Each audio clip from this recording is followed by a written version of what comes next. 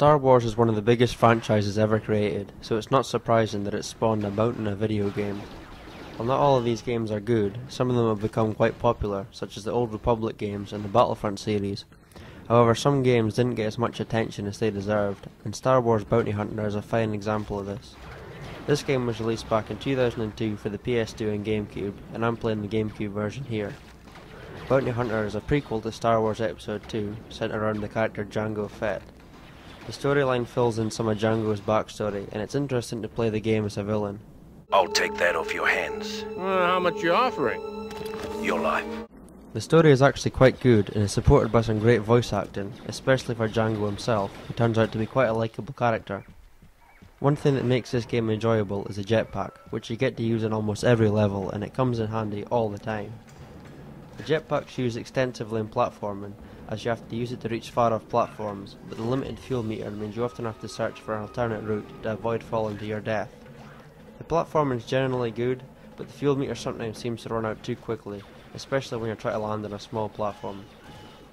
The combat can also be enjoyable, as you lock onto enemies with the R button and fire away at large groups of them.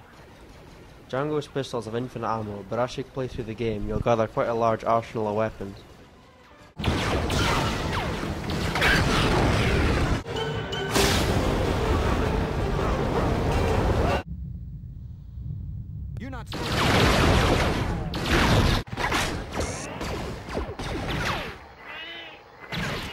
The jetpack comes in handy in combat too, as it allows you to quickly circle around enemies, and Jango can also pull off nimble combat rolls and backflips.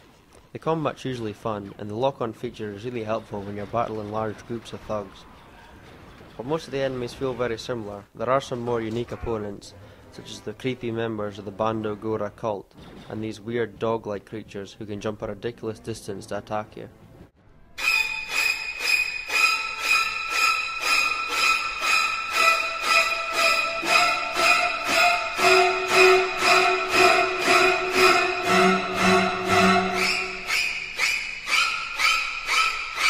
The game's boss fights are quite good, but they're also pretty simplistic.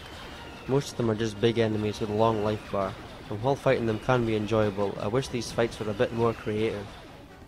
The boss fights aren't that difficult, but you probably will die numerous times as you play through the game. This would be fine if it wasn't for the game's weird life system. The game's got checkpoints, but if you die 5 times you're sent back to the start of a level.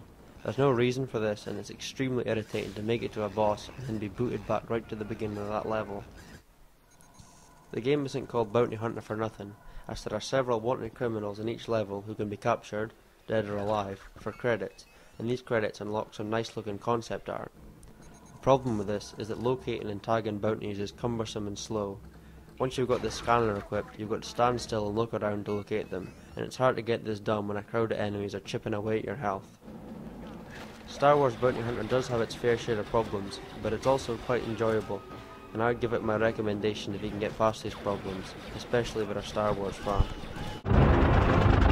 Release the Senator, or we will open fire! Do what he says, Bounty Hunter. Release him, now! As you wish. No, wait!